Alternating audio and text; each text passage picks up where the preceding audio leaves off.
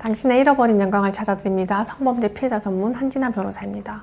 오늘은 군대 내 성범죄에 대해서 알아보겠습니다. 군대 내 성범죄 피해자분들을 만나보면 다른 사건들에 비해 많이 위축되어 있으신데요. 피해자께서 고소를 결심하시기까지 상당한 용기가 필요하셨을 것입니다.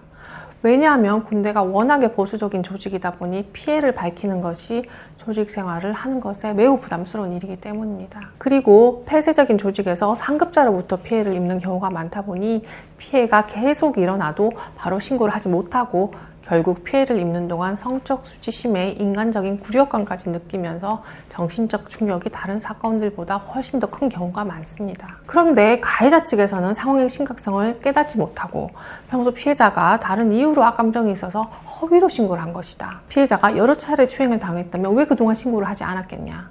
자신은 장난으로 한 것이지 추행의 고의가 없었다는 등 다양한 형태로 범행을 부인하는데요. 최근에는 이성 간의 성범죄뿐만 아니라 동성 간 성범죄 사건도 많아졌습니다. 예전에는 문제 삼기 어려웠던 동성 간 성범죄에 대해서도 성에 대한 사회적 인식이 변화하면서 문의가 점점 많아지고 있습니다. 예전에는 군대 내에서 남성이 피해자라고 주장하면 피해 주장 자체를 무시하거나 죄의 성립을 엄격하게 보는 편이었습니다. 그러나 요즘에는 동성 간 강제추행을 인정하는 사례가 많습니다. 우리 남성 피해자분들 중에 남자 선임으로부터 신체 접촉을 당한 경우 형사 고소가 가능한지 문의하시는 경우가 많은데요. 죄의 성립 여부는 구체적인 상황에 따라 달라질 수밖에 없을 것입니다. 신체 접촉이 지속되거나 동시에 성희롱이 같이 이루어지는 케이스처럼 피해자가 성적 수치심을 느낄 수 있는 상황이라면 충분히 처벌이 가능합니다.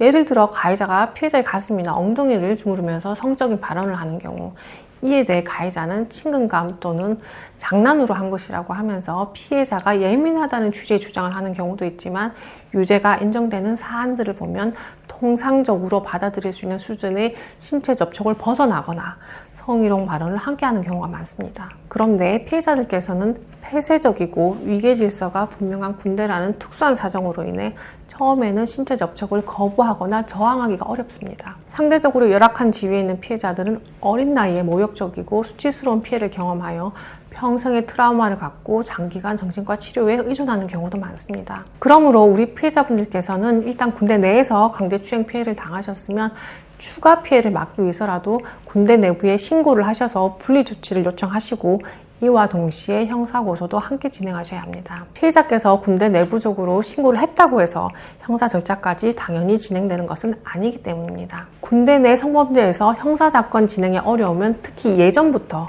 군대 내부에서 쉬쉬하면서 사건을 돕고 넘기자고 하거나 적당히 경직으로 넘어가기도 하고 합의를 유도하는 경우도 많았습니다. 그리고 일단 피해 신고를 하면 조직에서 생활하기가 상당히 힘들어질 수 있습니다. 또한 현실적으로 증거 확보에도 어려움을 겪는데요. 목격자가 있더라도 증언을 피하는 경우가 많고 피해자가 증거 수집을 하는 것도 힘들다는 특수성이 있습니다. 그러나 일단 유죄가 입증되면 처벌 수위가 매우 높은 편입니다. 일단 형법과 비교하여 군형법상의 법정형을 비교해보면 강간은 일반 형법상 3년 이상의 유기징역이지만 군형법에서는 5년 이상의 유기징역, 강제추행의 경우는 일반 형법상 강제추행이 1년 이상의 징역 또는 1,500만 원 이하의 벌금이지만 군형법에서는 1년 이상의 유기징역으로 벌금형이 아예 없다는 점이 큰 차이라고 하겠습니다. 특히 군형법상 강제추행 치상은 7년 이상의 징역으로 5년 이상의 징역으로 규정된 살인죄보다 높은 법정형이 규정되어 있습니다. 이처럼 군대 내 성범죄의 경우는 벌금형이 없기 때문에 결국 유죄 판결을 받게 되면 보통 군인 신분이 박탈됩니다. 그러므로 군대 내 성범죄는 강력한 처벌이 가능하지만 피해자께서 용기를 내어 고소하기가 쉽지 않고 그만큼 입증의 어려움도 크며 피해자에 대한 2차 피해가 쉽게 일어날 수 있기 때문에 사건 초기부터 절차 진행 전 과정에서 전문가의 도움을 받아 진행하는 것이 효과적일 것입니다. 이와 관련하여 도움이 필요하시면 상담 전화로 문의하세요. 저는 우리 피해자분들 홀로 외로운 길 가지 않도록 함께 하겠습니다. 다음 영상에서 또 뵙겠습니다.